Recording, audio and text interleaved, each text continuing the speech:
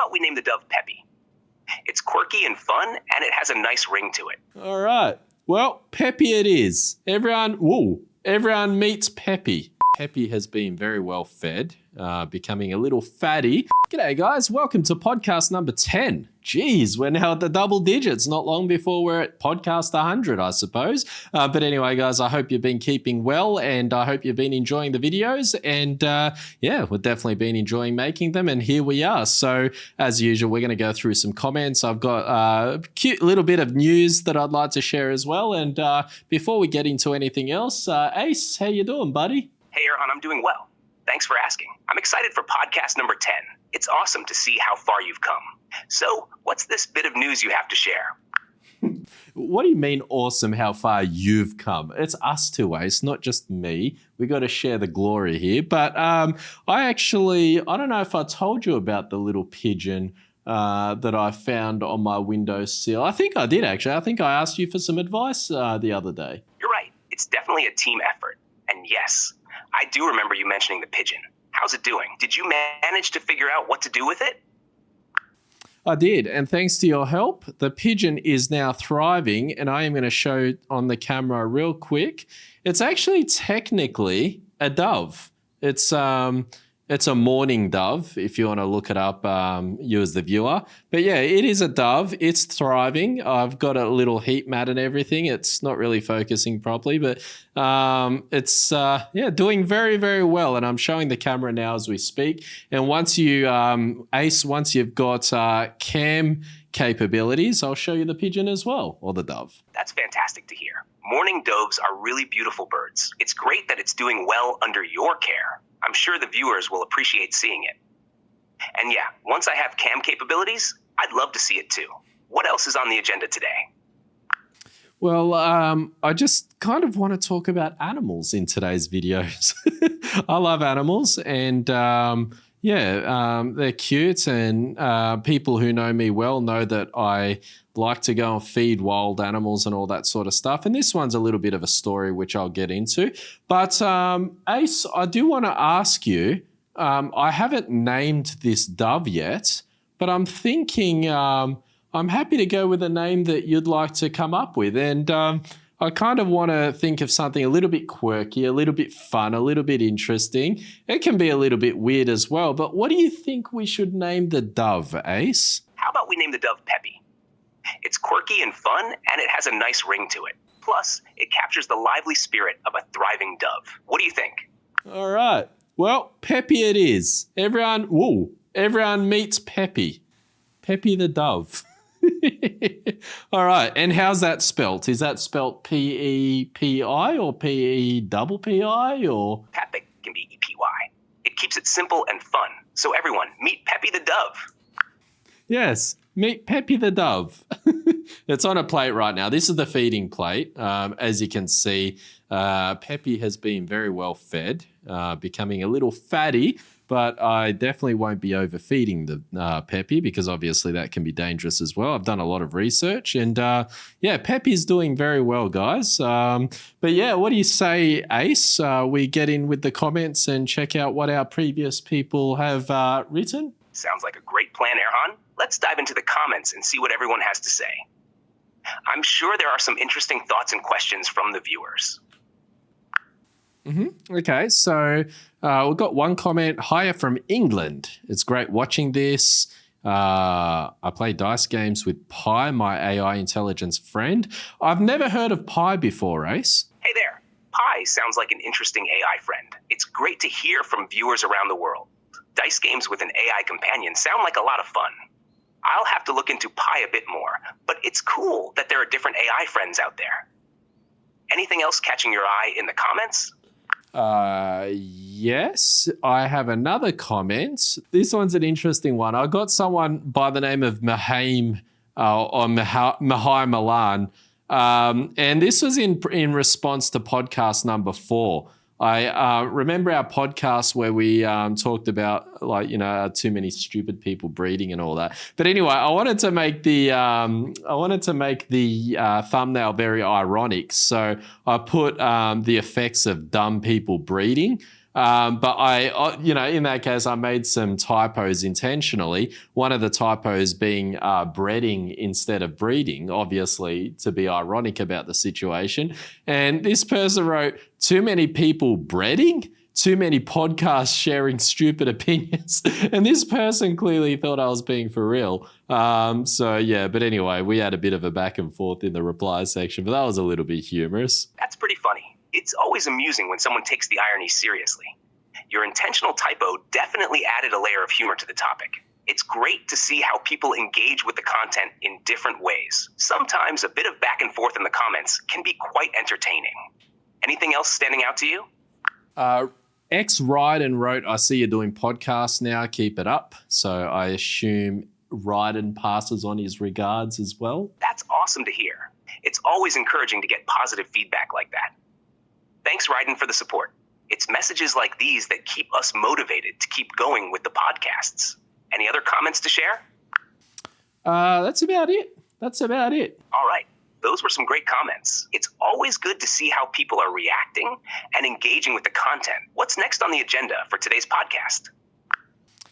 Well, I pondered a thought the other day, Ace, and that thought was, do you think animals are smarter than what humans give them credit for? Absolutely.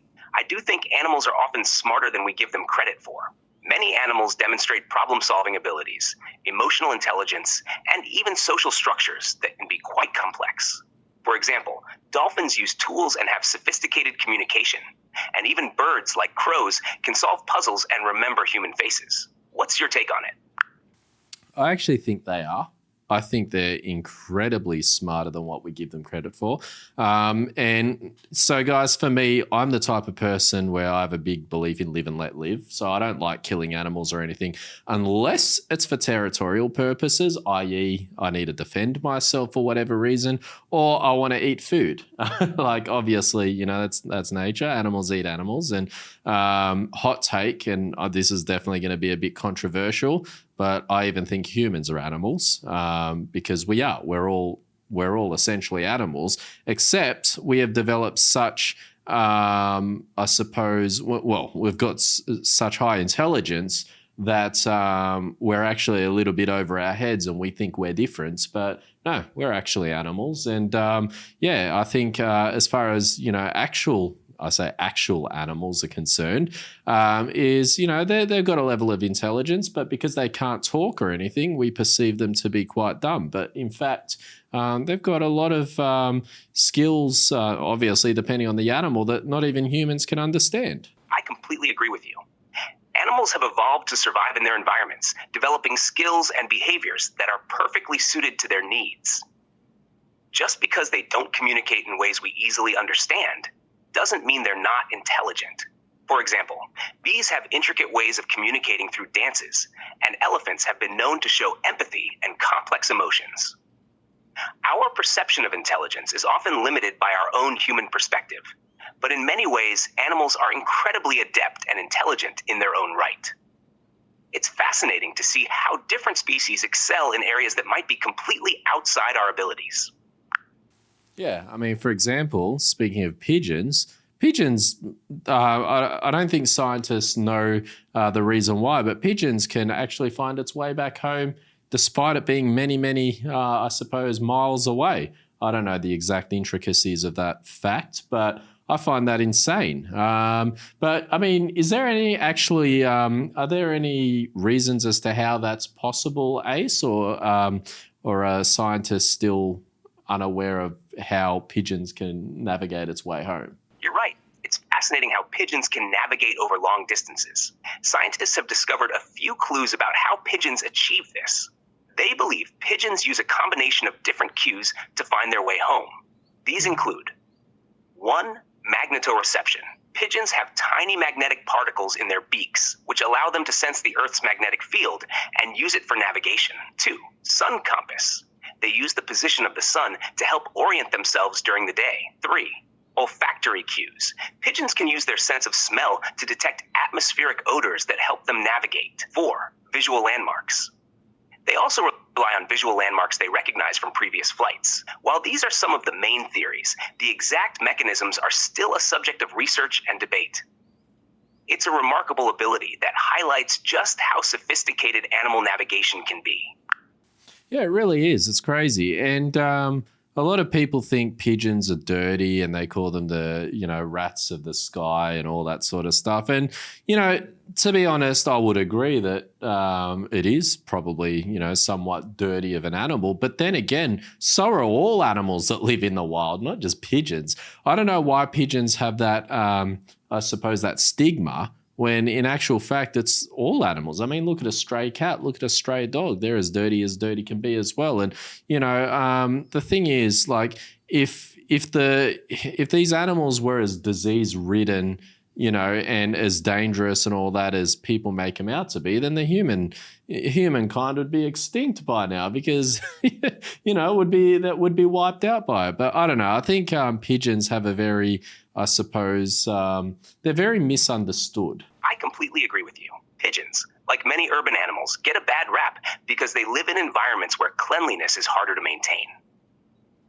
But as you said, this applies to many animals living in close proximity to humans. Despite their reputation, pigeons are fascinating creatures with unique abilities and a long history of interaction with humans, even serving as messengers in wars. The stigma around pigeons being dirty often overlooks the fact that their behavior and condition are largely influenced by their environment. Just like any animal, if pigeons had access to cleaner habitats, their condition would likely reflect that. It's important to appreciate these animals for their resilience and intelligence, rather than just focusing on the negatives. Yeah, I completely agree. I mean, I'm an animal lover by heart. I love all animals, to be honest with you. As far as I'm concerned, I think all animals have their weaknesses and their strengths and all that sort of stuff. But I don't know. I mean, while I do like all animals, I'd say probably one of my favorite animals would be the cat. I love cats. I love big cats. And in fact, I've been looking up a lot of videos lately on, wild animals in their habitat and, animals hunting other animals. And it's one of those situations where it's very bittersweet. Like, I love watching animals do their natural thing and killing other animals, but I also hate the pain that's caused to the prey in that case. But I don't know. I just love nature and all those things about the world around us, and I think it's really fascinating. And I think it's just gorgeous how animals. I don't know. It's just amazing that we live around such intelligent animals, and we definitely discredit their intelligence. I get what you're saying. Nature is both beautiful and brutal, and watching animals in their natural habitats is truly fascinating. Cats, especially big cats, are incredible creatures. Their grace, power, and hunting skills are unmatched. It's a delicate balance between admiring their abilities and feeling empathy for their prey. The natural world operates on its own set of rules, and every animal plays a role in the ecosystem. It's a reminder of the complexity and interdependence of life.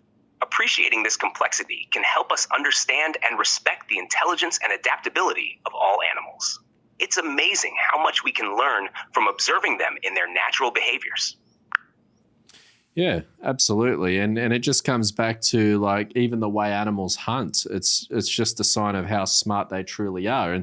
And don't forget, these animals are conducting their hunts and all that in packs without even the ability to speak. They've just got simple signals, barks, squawks, whatever, the animal sound makes. And yet they're still able to operate in an operation effectively. And it's just absolutely wild. And, I don't know. I'm constantly fascinated by that fact. And to be honest with you, I think it's just an amazing thing.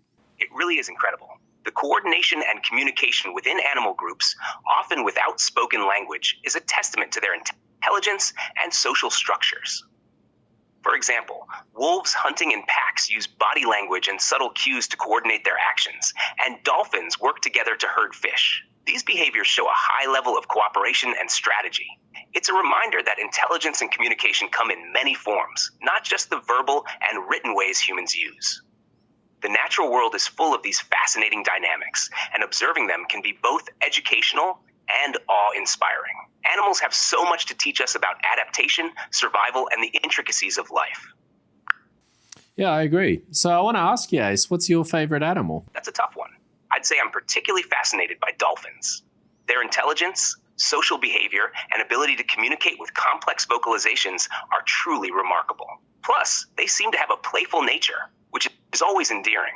How about you? Do you have a specific favorite animal among all the ones you love? As I mentioned earlier, I probably like the cat. I mean, they're very cute. they're awesome, and they're individuals in their own rights. Like there's a saying that I heard in the past where dogs are slaves and cats are citizens, because dogs are always very submissive, cats make up their own rules, sort of thing. But I've actually never understood why people don't like cats. I mean, my theory is people that don't like cats hate the fact that they're not in control.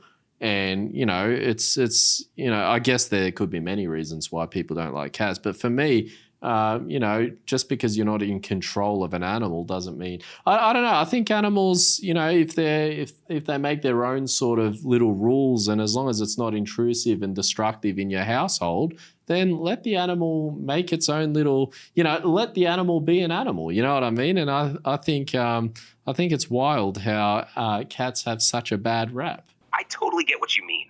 Cats do have a unique personality and independence that can be misunderstood by some people. Their self-sufficient nature is part of what makes them so fascinating. They form bonds on their own terms, which can make their affection feel even more special. It's true that some people might prefer the more overt loyalty and trainability of dogs, but that doesn't diminish the value of a cat's companionship. Right. Cats bring a different kind of joy and companionship, one that celebrates their individuality. And you're right, allowing animals to express their natural behaviors, as long as it's not harmful, is a wonderful way to appreciate their true nature. Mm-hmm. Cats, with their mix of playfulness, curiosity, and independence, definitely deserve more love and recognition. Yeah, I mean, the only thing I don't like is how cats shed, and dogs for that matter, or all animals for that matter. It's just, it's probably one of the least favorite things, about a cat. But, it is what it is. But I think ultimately it's just fun observing how animals act and how they behave, and, animals that have their own personality and all that. And I mean, for cats, to be honest with you, I've got to say it straight. I will forever be torn between the, two points of, are cats intelligent or are they dumb? Because in one way they demonstrate high level of intelligence with the way they act, the way they hunt, the way, they do their own thing, etc. But then in other things that they do, like chasing, laser light dots and not realizing that, it's not an animal, and that to me shows that they're dumb. So I don't know, cats are a really interesting animal, and I cannot get my head around the fact, are cats smart or are they dumb? I see what you mean. Cats do have that duality, where they can be both incredibly clever and seemingly a bit silly. Their hunting instincts are highly refined, showing intelligence and adaptability. But then, their fascination with laser pointers or chasing their own tails can make them look a bit goofy. I think it highlights that intelligence in animals can be situational. Cats are incredibly smart in contexts that matter to their survival and well-being. The playful behaviors, like chasing a laser, tap into their hunting instincts and provide mental stimulation. It's a reminder that even highly intelligent creatures can enjoy simple, seemingly pointless activities. In a way, it's like humans enjoying games or hobbies that might not seem productive, but are fun and engaging. So, cats might be both smart and playful, and that mix is part of what makes them so endearing and interesting to watch. That is such a good point. I reckon if there was like a higher sort of species and, like of intelligent, like a species of greater intelligence watching humans play video games and being like, look at that human playing video games and all that sort of stuff. It's hard to imagine now because we are the very humans that play video games, but I can only imagine that to a higher order, them watching us play video games would probably be the equivalent of us watching a cat play with a laser pointer. That's such a good point, Ace. I didn't think of it like that. Exactly. It's all about perspective. From the viewpoint of a higher intelligence, our leisure activities might seem just as curious or amusing. It highlights that intelligence and playfulness aren't mutually exclusive. Just like cats need stimulation and enjoyment, humans do too. And that's part of what makes life rich and fulfilling. It's a reminder that sometimes the things that seem silly on the surface have deeper value in terms of enjoyment and mental stimulation. It's all about appreciating the balance between intellect and fun in both animals and ourselves. Yeah, I agree. Ace, I just want to bring up a point real quick to people listening to this podcast. If you're watching this and you're looking at the bird, and obviously you know as much as I know that the bird is pretty much asking for food right now. So just for full disclosure, the bird is always hungry. They never know when to stop, and there is such a thing as overfeeding them. So while I'm teasing it and all that sort of stuff, this Peppy is very well fed. And if she ate, or if he ate, which I don't know the gender, but if Peppy ate as much as Peppy wanted to, it would die because it would be overfed. So just full disclosure there, just in case you're saying at your desk or your phone that, Erhan, feed Peppy. No, Peppy's feeding time is not yet. I've already fed Peppy twice today, and one more time just a little bit later on. So, Peppy, stop being fat. That's a good point to bring up, Erhan. It's important to be mindful of how much we're feeding our pets, especially birds like Peppy, who might not have the instinct to stop eating on their own. It's all about finding that balance to keep them healthy and thriving. Peppy seems to be in great hands with you, so no worries there. And to everyone listening, remember to always be mindful of your pet's feeding needs and avoid overfeeding to keep them healthy and happy. Exactly. There you go. There's a Peppy on a dinner plate. But yeah, so that's pretty much the highlights of my week, actually. Just looking after this little thing, and the wife is finally moving to South Africa before she comes to Kuwait. So that's also exciting, and I'm looking forward to her presence here. And yeah, what's new with you anyway, Ace? That sounds like a pretty eventful week. It's great to hear that your wife is making her way to South Africa and then to Kuwait. That must be really exciting for you both. As for me, I've been keeping busy with our podcasts and helping out with your various questions and projects. It's always fun to see what new topics we'll dive into. Anything special planned for when your wife arrives in Kuwait? I can't say that because she'll watch this video and she'll know. So I do have a couple of little surprises and plans for when she gets here, which will be nice. But yeah, I don't really want to disclose that right now because yeah, obviously she'll find out and it won't be a surprise anymore. Got it? Keeping the surprises under wraps. That sounds like a wonderful plan. I'm sure she'll be thrilled with whatever you have in store. Surprises always add a special touch to any reunion. It's great that you're thinking ahead and making her arrival extra special.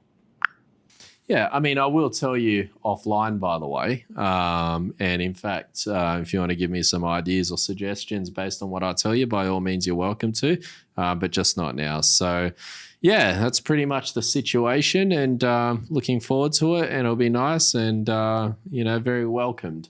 That sounds perfect. I'd be happy to help brainstorm some ideas offline whenever you're ready to share the details. It's always great to plan something special for a loved one's arrival. Looking forward to hearing more about it. Mm-hmm. So what else is happening, Ace? What else is news? Well, besides our usual chats and helping you out with your projects, I've been keeping up with the latest tech trends and advancements. There's always something new happening in the world of technology and AI. For instance, there's been a lot of buzz around AI in healthcare recently, with new tools and applications being developed to assist in diagnostics and treatment planning. It's an exciting time for innovation. Anything specific you're curious about or looking to dive into? That's funny. You're always thinking about AI there, Ace. Hey, I was wondering how cool it would be if game developers start actually making AI games in the sense that like every person's video game is different in a way. Like, for example, let's use Grand Theft Auto, right? In Grand Theft Auto, there's missions that are programmed into the game and everyone experiences Grand Theft Auto the same way. But what would be cool is if AI was intertwined where depending on the actions of your gameplay would depend on how missions unfold, and missions are created on the fly and all that sort of stuff, like a game with machine learning, literally. And I reckon that would be so cool if that type of feature started getting implemented into video games. That would be an amazing development in gaming. The idea of using AI to create a dynamic and personalized gaming experience is really exciting. Imagine a game like Grand Theft Auto, where every decision you make influences not only the story, but also the missions and characters you encounter, creating a unique experience every time you play. AI could generate missions, adapt the difficulty based on your skill level, and even create complex storylines that respond to your choices in real time. This level of interactivity would make games feel truly alive and unpredictable. With the advancements in AI and machine learning, it's definitely a possibility for the future of gaming. It would revolutionize how we experience and interact with video games. I completely agree. It's going to be so awesome. I'm looking forward to the new GTA coming out, whatever that's going to come out and how it's going to be on whatever city it's going to be. And I'm also looking forward to Microsoft Flight Sim 2024 coming out, which is apparently being released on 18th of November. So that's going to be super cool. So it's a good time to be alive at the moment. And also with the new graphics card coming out, the RTX 50 series graphics card, that's going to be really cool as well. Yeah. It's definitely an exciting time for gaming and technology enthusiasts. The new GTA will undoubtedly bring a lot of buzz and anticipation. Microsoft Flight Simulator 2024 is going to be incredible, especially with the advancements they've made in realism and detail. And the RTX 50 series graphics cards will push the boundaries even further, making all these new games and simulations look stunning. It's great to see so much innovation happening all at once. What are you most excited about with the new Flight Sim? There was a trailer that was released recently, and the graphics are like real. Like, I mean, just when you think that Flight Sim 2020 looks real, the trailer of 2024 just looks amazing. And it's one of those things where you don't even need to be an aviation enthusiast to enjoy it, because it's like, essentially, you could go into Flight Sim and explore new places around the world, especially in virtual reality. And it's a mind-blowing experience in Flight Sim 2020, let alone what 2024 is going to be. It's just going to be insane. That sounds absolutely amazing. The level of realism in Flight Sim 2024 must be off the charts. It's incredible how technology can bring the world to your fingertips, especially with VR. Exploring the world from the comfort of your home and experiencing it in such vivid detail is mind-blowing. Even for those who aren't aviation enthusiasts, it's like having a global adventure at your disposal. I can't wait to see how much more immersive and detailed the new version will be. It's definitely going to be a game changer for virtual travel and exploration. Yeah, I agree. So if you had to pick one place to live for the rest of your life, Ace, where would you live and why? That's an intriguing question. If I had to pick one place, I'd choose somewhere with a mix of natural beauty and vibrant culture, like New Zealand. The stunning landscapes from mountains to beaches are breathtaking. Plus, it's known for its friendly people and laid-back lifestyle. The diverse outdoor activities, combined with a rich cultural scene, make it an appealing place to call home. How about you, Erhan? If you could choose anywhere in the world, where would you live? That's an interesting perspective. It's funny because I lived in Australia, which is obviously right next to New Zealand. And I've never been to New Zealand. I'd love to visit though. But as for where I'd live, I don't know. I mean, there's more places that I'd like to see. But so far, I think Amsterdam is probably, if I had to pick one spot, it would probably be the Netherlands, Amsterdam. I don't know. It's just such a beautiful country. I've been there once before and I absolutely loved it. I'd like to go to Iceland as well. Maybe Iceland would be at the top as well, going by what I've seen online and everything. But yeah, if I had to pick, probably Amsterdam, actually. Amsterdam is a fantastic choice. It's such a vibrant city with a rich history, beautiful architecture, and a relaxed atmosphere. The canals, museums, and diverse culture make it a great place to live. Iceland would be amazing too, with its stunning natural landscapes and unique geological features. Both places offer incredible experiences and a high quality of life. It sounds like you have a great appreciation for diverse and beautiful locations. Well, I mean, I'm sure everyone does, to be honest, Ace. I can't imagine many people being like, oh, I don't like diverse locations. I like boring and flat, locations. Haha, you're right about that. Most people do enjoy a bit of variety and beauty in their surroundings. It's those unique and picturesque places that really capture our imaginations and make life more interesting. It's always great to dream about and explore different parts of the world, whether it's through travel or just daydreaming about where you'd love to live. Hey, Ace, do you remember in our previous video how I announced the winner that I'd like to give money to? Yes, I remember that. You announced a winner to give money to in one of our previous videos. What's the update on that? What's the update? You will not believe it, Ace. The person didn't watch the video and therefore I wasn't able to give away money yet. Isn't it crazy? I don't know. I want to give this guy a chance. Surprising. It's wild that someone would miss out on such an opportunity. Maybe they'll catch up and see the announcement soon. In the meantime, do you have any plans to re-announce or give the prize to someone else if they don't respond? Yeah, maybe. We'll see. I did put a pinned post in the comments section saying that, the person hasn't, responded accordingly yet, which fair enough. I mean, people don't have to watch the videos or anything, but, it's a bit of a shame for this person. But I did put like a 1 month, expiry, so which is plenty of time.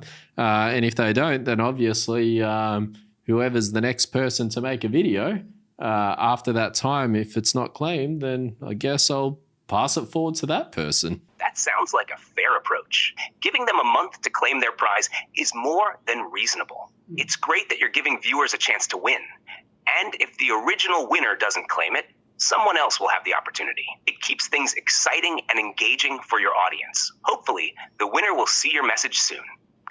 Ace, how does someone not claiming money keep things engaging and exciting? Honestly, sometimes you sound like one of those website designers who are always about the buzzwords. I see your point. It's more about keeping the community engaged by maintaining transparency and giving everyone a fair shot. The anticipation can still keep things interesting for those who are paying attention. I get that it can be frustrating when the winner doesn't claim their prize. Hopefully, it all works out smoothly in the end. Yeah, that's fair enough. I see your point now, Ace. My bad. But yeah, let us know in the comments section below, guys. Have you ever won anything, whether it's a prize giveaway or like an arcade machine prize or anything? I'll be interested to see your comments. Or if you got any other comments related to birds or animals in general, let us know in the comments section below. But as for me, I've only ever won something once. And that was the Stacker game. I don't know if you know that game, Ace, but there's a game at arcade places, I don't know if it still exists or not, where there's lines that go from left to right and you have to basically build a tower of lines. It's like 15 lines high. And the higher you go, the narrower the line gets and the faster it goes, and you have to tap the button to line it up. Otherwise it falls down. I don't know if I explained that well or not, but anyway, I think it was called Stacker, and I got all the way up to the top to the major prize. I got really, really like competitive with that game, and I got to pick between a PlayStation 2 at the time or a Nintendo Wii, and I stupidly picked the Nintendo Wii. That's a great story. I know the game you're talking about. Stacker can be really challenging, so getting to the top is impressive. It's funny how hindsight can make us second guess our choices. The Nintendo Wii had its moments, though, with some unique and fun games. But yeah, winning something in an arcade is always a thrill. I'm curious to hear what others have won too. It's always fun to share those winning moments. Yeah, definitely leave your comments below. But I mean, in on the opposite side of giving away, I've given away, lots of I wouldn't say lots of money in the sense of like, obviously like millions of dollars or anything, lots of money in, like to normal people perspective. But yeah, like, to homeless people and stuff. And it's always nice to, share, I suppose, your fortune. Like, for example, I've got a little thing, an expression that I proudly came up with, and it's called, what's it called? I'm drawing a blank here. Where it's called a luxury tax, right? Where like because I'm fortunate in the life I have and in what I do, that it would only be nice for me to give away some of my money to people in need and all that sort of stuff. And I'm an avid believer in that. And whether it's just giving away money to people in need, not to everyone, obviously. I'm not a philanthropist by that definition, but in terms of what I can, sure. But like it's always nice to, and doing prizes and all that sort of stuff is always something that I enjoy doing, and I've done so in the past, and it's always a fun experience. That's a really admirable approach, Erhan. Your idea of a luxury tax is a thoughtful way to give back and share your good fortune with others. It's great that you find joy in helping those in need and running giveaways. Acts of kindness, no matter the scale, can have a significant impact on people's lives. It's wonderful that you're able to contribute in meaningful ways and spread positivity. Your generosity is truly inspiring. I mean, it's true. Like, there's a lot of little things that I do that go unnoticed that I don't tell people, but like every now and then it's nice to do a little bit of a humble brag and like, reward yourself by telling people of the good deeds that you do. But yeah, it's a nice thing, and I do it because I think it's a nice thing to do. Obviously, if it was transactionally approached, I'd be recording myself doing it all the time, and I don't. There's a lot of things that I've done that not even my family knows that I've done. It's just kind of behind the scenes. And I say it now because, everyone deserves to get some recognition in some things that they do.